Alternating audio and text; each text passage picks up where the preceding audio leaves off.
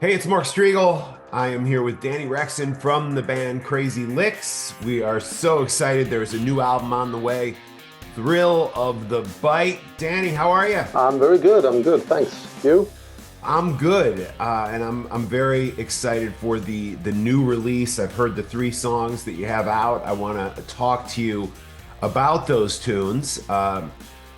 Let's first talk about the new album in general. Your first in a while. I mean, you had the two shots at Glory out, which gave us some fresh takes on old songs, some covers. But this is the first full-length studio album since 2021's Street Lethal. How do you compare Thrill of the Bite to Street Lethal in general? Well, I would say in a way it's a natural continuation, I think, of that. I feel as the song material is probably a bit stronger on this one, since maybe we had more time in between albums this time. As you said, it was in back in 21, although late 21, but it's still about 3 years between, a little over 3 years between releases. Whereas we usually tend to have less than 2 years between. So we've had more time, we had more material to choose from this time around. But I think the biggest difference would probably be production-wise, because on Street Lethal we had an external mixing guy in the end. So I usually do the production of the whole album, but then we kind of leave it to someone else mixing it. Whereas this time I have done the whole process myself. And actually the compilation album that you mentioned earlier, that was kind of a testing ground for that for me, because I've done that for other artists, but not for my own band, because, you know, it's always a sensitive thing. You kind of, you don't trust your own skills fully. But now I felt that I've grown confident enough to do that. So sound-wise, I think there's a difference between those two albums, and personally, I think that this sound fits the vibe of it very well, and it's more of a coherent vision, I would say, from the start, from writing the songs and coming up with the concept, all the way through the sound and everything production-wise. But I'd say that if you're a fan of Street Lethal, you'll certainly enjoy this one and feel like it's more of the same but better, I would say. Yeah, production-wise, I mean, starting off with one of the songs called "The Wild." I mean, to me, you got this driving rocker vibe to it, but there's also, among the massive hook and the vocals, there's a rawness there that I think, you know, when you go back to some of the '80s albums, sometimes that rawness was lost in the almost too much production that they put into it. Yeah. And I feel like on that song specifically, it hits you both with the power but also the massive hook. Love the way that song starts with just the guitar and drums. Can you talk a little bit about the actual songwriting style? Is it jamming live with the guys? Is it you sitting in a room with a guitar? How does that work? So we always write separately. Usually the process is that everyone kind of writes on their own, sometimes with other collaborators as well. But it's rarely actually much in between band members. We've had two songs on this album that were collaborations between band members, but typically we will have songs written more or less individually. And then we kind of pitch them to the band, and we make decisions on which ones we like. And as a producer, I usually have like the last word. If there's if there's a conflict about a song or something that splits the band in two, I usually have the final vote on that. But we don't jam as a band as such. It's much more of a individual process, but also taking help from collaborators from outside. So we have two external songwriters, three actually external songwriters as well on this album. something that you would typically do in the heyday of rock music as well. Both in lyrics and music, you will have external people coming in and helping along as well. Absolutely. Another song off the album, Little Miss Dangerous, and of course the album we're talking about is Thrill of the Bite by Crazy Lixx, coming out February 13th. Let's take a minute to talk about the music video for this song and so many of the other music videos you guys have done. First of all, I want to thank you for doing these. I mean, I get so many music videos sent to me where it's just the band on a sound stage kind of miming to the music. You guys put a lot into this. There's concepts, there's fun, just a fun vibe. There's girls, which a lot of times we don't get in music videos anymore. Let's talk about you in a way resurrecting the good old days of music videos. I mean, for me, it's really obvious that you have to have something that stands out from the crowd. As you say, I see a lot of those as well. I think the worst ones are probably the green screen ones where you don't even have the band performing in a location. I think I understand the budgets are low and they're low for us as well, especially considering, you're influenced by videos that cost like multiple millions to do back in the day.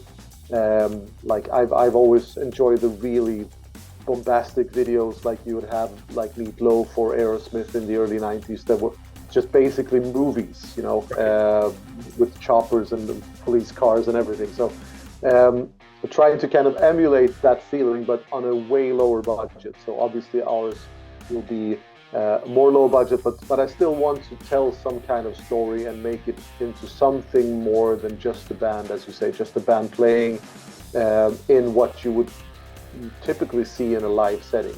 So even if it's performance shots by us, we always tend to make it into something else, try to put ourselves in a setting that you would typically wouldn't see us in.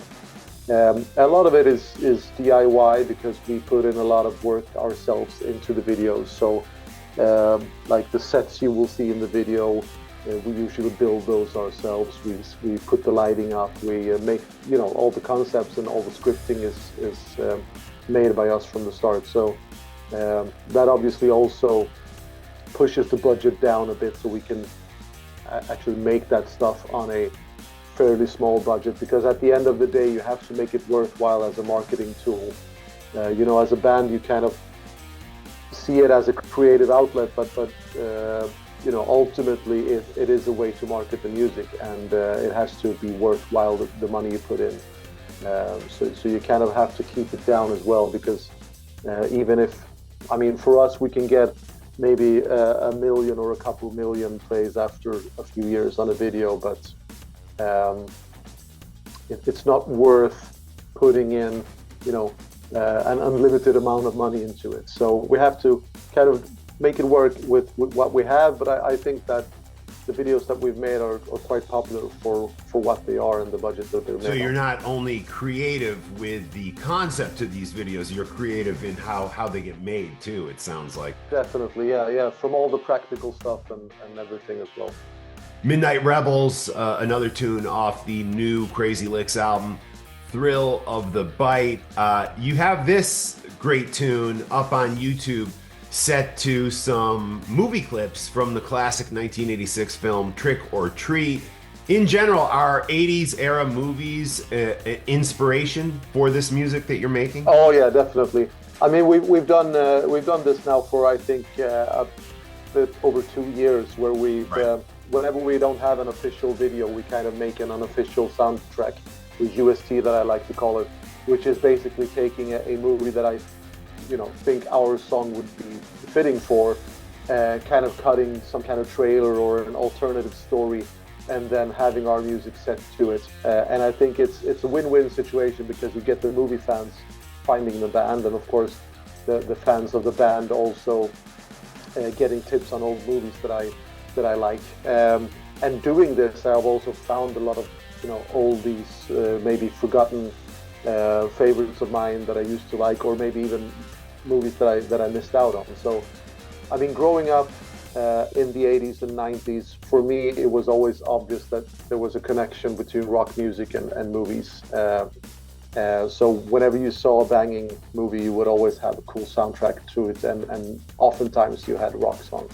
So that's something that I miss, and also the style of movies that we have today. I don't think that our music will be very fitting for most of it. So I felt it natural to just go back and kind of revive those old clips instead, and use our music on that. It works quite well when you do. Yeah. You have a new drummer in the fold, I believe, right? Could you tell us actually who's him and who else is in the band now with you? Yeah, so the newest drummer is Robin Nilsson, and he's from another band called Cruel Intentions, also a Swedish band, of course. So he doubles up as a drummer for both those bands. But he's done a ton of session work, live sessions with other Swedish bands as well. I'm actually now the only original member left. We have Jens and Chrissy on the guitars, and we have another Jens also on the bass guitar. And those have been with the band since 16, so it's nearing on 10 years. So it's a pretty stable lineup, apart from the drummer who, as you say, he left earlier in 24, and we've now have a new drummer, but he's actually not playing on the album because the album was made before that. But it's not the old drummer either, so it's a session drummer doing the drums for the album.